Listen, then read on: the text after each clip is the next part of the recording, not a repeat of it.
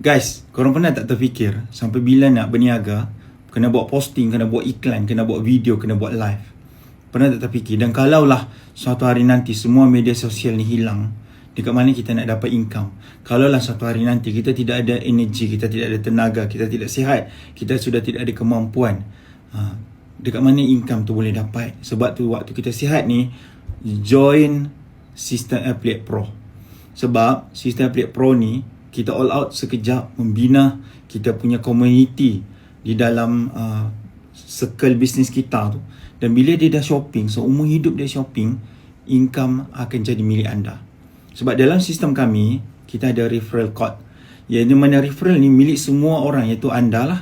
So referral code ni boleh diletak di mana-mana. Contoh kami bagi anda satu poster, anda letak dekat Facebook, dan ada orang klik link tu, dia daftar dan dia install apps. Seumur hidup dia shopping, anda akan dapat income. Itu yang terjadi dekat kami punya partner, yang mana diorang ni kadang-kadang tidur, tiba-tiba bangun, ada income. Dia tak tahu dah siapa yang beli. Nombor dua adalah, selain daripada link referral peribadi kedai, kami juga ada letakkan link referral personal korang di setiap produk. So kalau kami memang bagi everyday poster, korang boleh post dekat media sosial, letak link korang, link produk tu.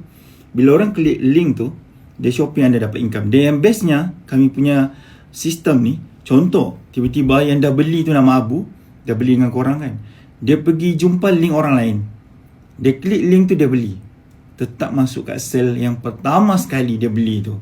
Ini yang best dah. So, mari kita buat, sebab commission sangat tinggi, paling rendah 20%, tidak perlu kerja pangkat, tidak perlu kerja sale, tak perlu nak jadi manager, nak kerja pangkat, semua baru dapat 20%. 20% tu minimum tau. Minimum yang kita boleh bagi. Dan dia boleh mencicil sehingga 45%. Dan kita dalam proses untuk memberikan sehingga 50 ke 60%. Sebab kami adalah pengilang. So pengilang, kita tidak ada orang tengah untuk ambil untung. Kita direct dengan kami punya partner. Sebab tu kita boleh bagi komisen yang tinggi.